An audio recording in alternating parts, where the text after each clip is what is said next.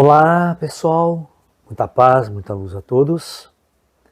A pergunta de hoje é a seguinte: professor, qual é a missão dos ascensionados aqui na Terra? E o que é um ascensionado de verdade, professor? Bom, vamos começar com a segunda pergunta. Então, o que é um ascensionado?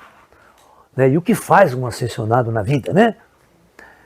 Bom, a primeira questão é: ascensionados são todos aqueles indivíduos que passaram por várias e várias reencarnações aqui na Terra, até que no seu projeto de vida ele atinge um grau de consciência que perante o conselho kármico não é mais necessário ele reencarnar na Terra. Ele fez a sua roda de samsara, passou por vários estágios, aprendeu o que este planeta ensina e termina a sua jornada, vamos supor, kármica, na superfície desse planeta. Então, esse indivíduo ele passa a ascensionar, elevar-se nos planos astrais superiores. Então, isso é um ascensionado.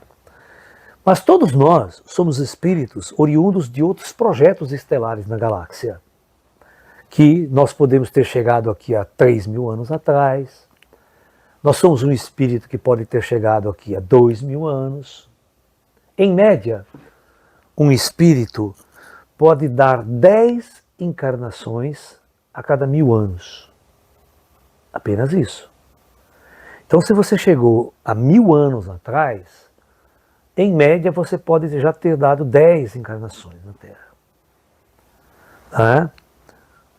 Mas é muito difícil que isso tenha acontecido com vocês. Além de 10 encarnações, e eu vou explicar rapidamente por quê. Porque no passado tinha muito pouca gente nesse planeta. Na época de Cristo, há 2.000 anos atrás, tinha 170 milhões de habitantes apenas na Terra.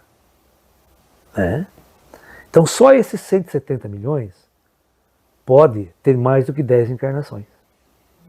Os que foram chegando depois, no ano 1000, havia 400 milhões de habitantes na Terra. Olha o crescimento, 1.000 anos para você praticamente dobrar a população que existia na época de Cristo. E quando você chega em 1850 aproximadamente, a Terra atinge 1 bilhão de habitantes. Então se você chegou neste interim, entre 2000 e entre no ano 0 e 2000, no máximo 20 encarnações, no máximo. Mas a maioria chegou depois de 1.000. Então você vai ter 5 encarnações só, no máximo. E depois de 1850, você tem que entender que hoje nós atingimos 8 bilhões de habitantes. Então, em 150 anos, chegaram à Terra 7 bilhões de habitantes. Vocês vão ter que me explicar por que ninguém queria vir há 2.000 anos atrás e todos resolveram vir nesse último 150 anos na Terra, chegar a 7 bilhões. A Terra demorou 10.000 anos para atingir 1 bilhão de habitantes. Isto significa, simples matemática elementar, meu caro Watson, que 7 bilhões de almas necessariamente estão na primeira encarnação nesse planeta. Então são tudo extraterrestres. Então, vocês vão perceber que ascensionados realmente nessa jornada evolutiva da Terra, a gente não tem tantos assim, não. Não tem só os grandes mestres do passado tal, que têm essa capacidade. Então, esses que ascensionaram há 1.000 anos atrás, ascensionaram há 500 anos atrás, ou estão ascensionando agora, eles passam a ter uma missão operacional no Projeto Terra. O André Luiz, por exemplo, do filme que vocês assistiram, Nosso Lar, ele não reencarnou até agora. Ele pode até reencarnar, mas ele é muito mais útil do outro lado do que encarnado. Porque ele é um grande cientista. Os cientistas, eles são mentes privilegiadas que encarnam para executar determinadas funções.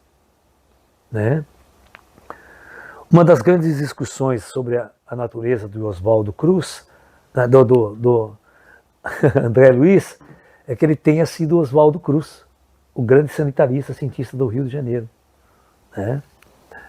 Uns falam que é outro, tal, mas a discussão está muito em cima. O Valdo Vieira acredita que é. Então, vocês têm que entender que os ascensionados são espíritos que viveram toda uma jornada terrena. Mais do que ninguém para conhecer a vida neste mundo. E mais do que ninguém para saber trabalhar do outro lado em função do projeto de ajudar a organizar, ajudar semestres cargos, uma série de coisas que eles vão operar no astral para ajudar a evolução da humanidade Terra. Tá ok? Essa é a missão do um ascensionado. Mas ele também pode pleitear uma partida interestelar. Porque um ascensionado não mais é regido por leis kármicas e nunca mais ele precisa encarnar em planos físicos da matéria. Aí ele se torna um senhor estelar, liberto para estar em qualquer parte da galáxia que ele queira. Então é isso. Namastê, pessoal.